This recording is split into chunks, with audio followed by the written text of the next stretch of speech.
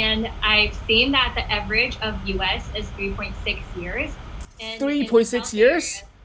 Just 4 years of working gets them a house. Hello， 我是阿滴。今天这支影片是我们跨国采访的系列，主题是在美国买房是怎么样子的一个体验。我最近有在看房子，那主要的感想就是哇，在台北买房真的是压力很大，所以我就在想，不知道在美国是如何呢？所以今天邀到的是一位我认识10几年的好朋友，那他在美国经历了工作、租房、结婚、买房这几个阶段，算是一个在美国当地不管是工作或是居住上面都有很多经验的人。那接着我们就来听听看，在美国租房跟买房比起台湾会有哪一些相差之处呢？好的，那我们来欢迎 Kristi。Hi Kristi。大家好，我是 Kristi， 现在在美国大概生活4年左右。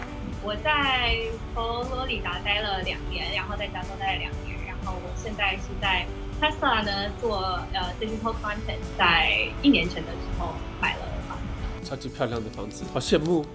所以看到之后觉得啊不行，我要揪 Kristi 来聊。大家会想要知道在美国买房，因为在台湾买房就已经很困难了嘛，然后大家会觉得说，在美国买房会是什么样子一个体验呢？所以今天就是来邀 Kristi 聊一下。So first of all，let's talk about the house that you bought a year ago. So the house we bought is actually a townhome style condo.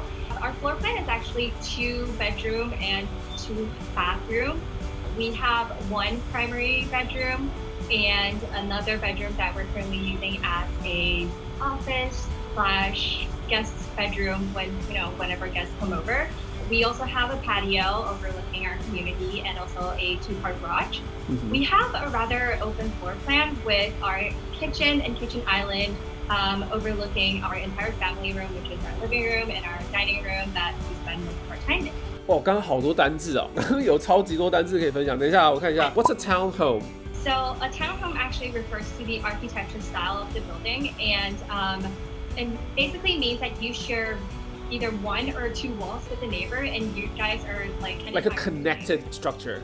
You're one of them. I also heard condo. What's the difference between a condo and a house? I've always wondered. A condo actually refers to the legal ownership. It basically means that even though you own the unit, you don't have the full ownership of the land beneath your unit.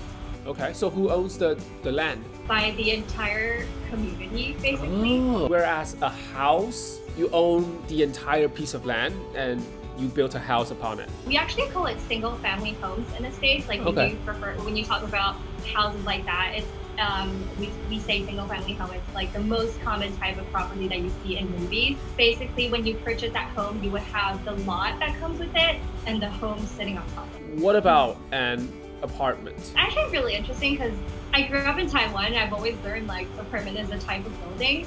But when I first came to the States, it's actually a surprise to me how apartment strictly only refers to rental property. So if you say like you're living in an apartment, people would know like you're renting. So in the first 2 years that you were in the States, you were renting in an apartment. Yeah. And then after that, you got a condo for yourself. Yes.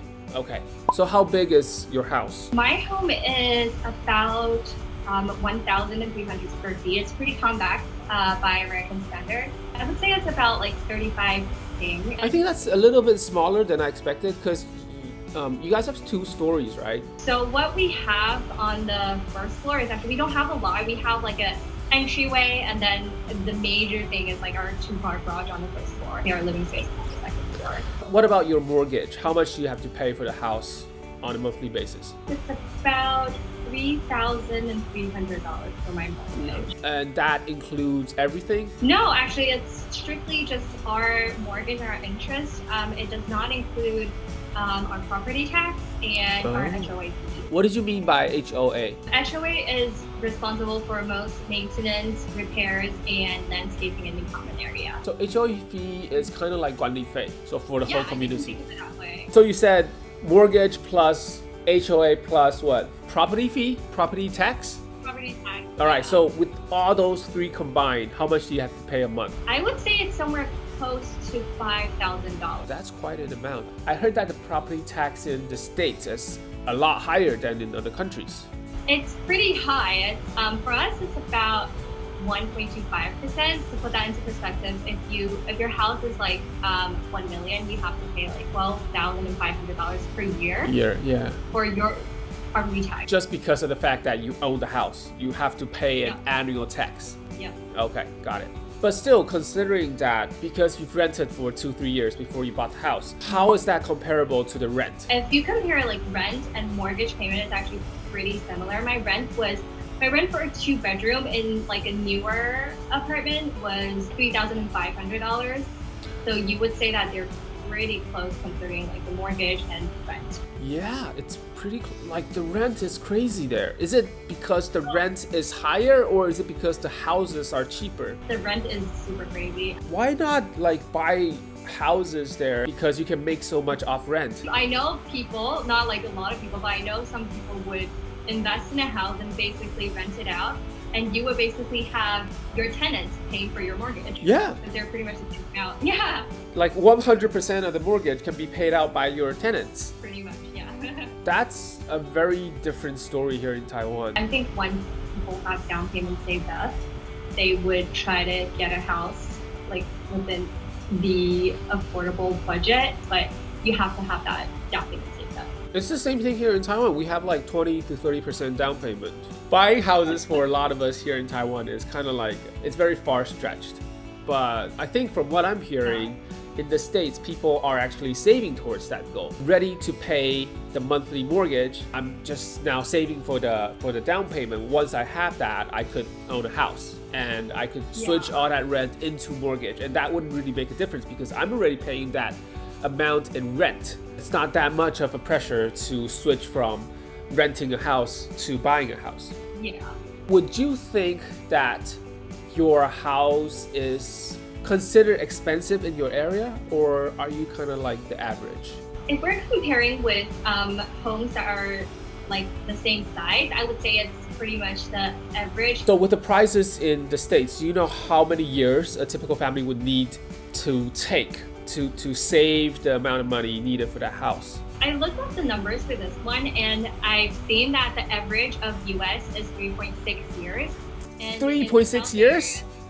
Just 4 years of working gets them a house. Yeah, which is not a lot. Yeah, and what about in your area? In my area, so I live in South Bay, and this number is closer to about 9 years. Still very like reachable, I think. And I think a lot of people in Taiwan like to hoard houses. They have a lot of houses. And we don't have to pay as much property tax. You just talked about you guys having to pay 1.25%, right? In Taiwan, it's more like 10th of what you pay. You pay 10 times as much property tax compared to us. 这边补充一下，台湾和美国房屋的税率其实差不多，自住的话大约都是在 1.2% 左右。不一样的地方是，美国房屋是以买卖市价为基准课税，所以实际上双方的房屋税总金额差距可能会比10倍还要来得高。It's easier for the rich in Taiwan to hoard houses. To follow that up, do you think it's more difficult for men of color or like people from different countries like Asians when they want to buy a house in a certain area? I don't foresee that as like extra difficult because, you know, Bay Area itself is like a melting pot, and there are like definitely people from all over the world. Personally, in my experience, I haven't really experienced any like difficulties of being racially discriminated upon, but maybe I just got like super lucky. To wrap up, since you've been there for a while now, is there anything that you miss thinking back to when you still lived in Taiwan?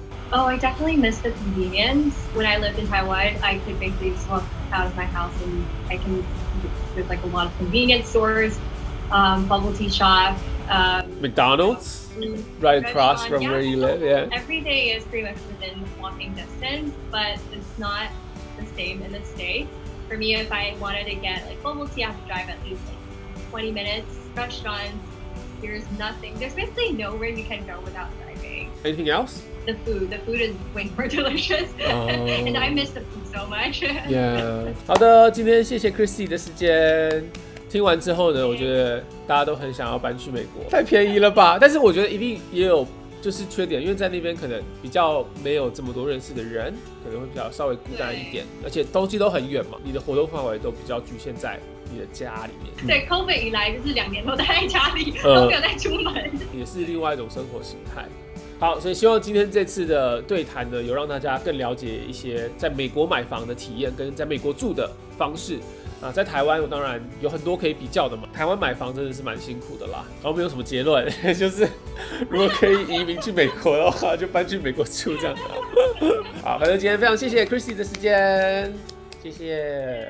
好的，那今天这支影片差不多到这一边告一个段落。如果喜欢这种跨国的访问，感觉可以增广大家的见闻的话，欢迎在留言区跟我提议说你想要听到哪一类的比较，或是哪一类的主题。我现在手上的名单清单有很多，就是有非常多在美国有很丰富经验的朋友们，希望有机会可以找到他们来到频道上面跟大家做分享。希望他可以帮影片点个赞，留个言。然后我们要感谢频道的董事长们 Kilk、Paul、智慧、Tim 以及 Kane， 谢谢大家的支持。Thanks for watching as always, and I'll catch you guys next time. See ya! CAT 就是 Creators at Taiwan， 是一个为了台湾新媒体创作者打造的全新平台。如果想要更多的了解 CAT 的话，赶快下载 Hami Video App 去到 CAT 网红馆吧。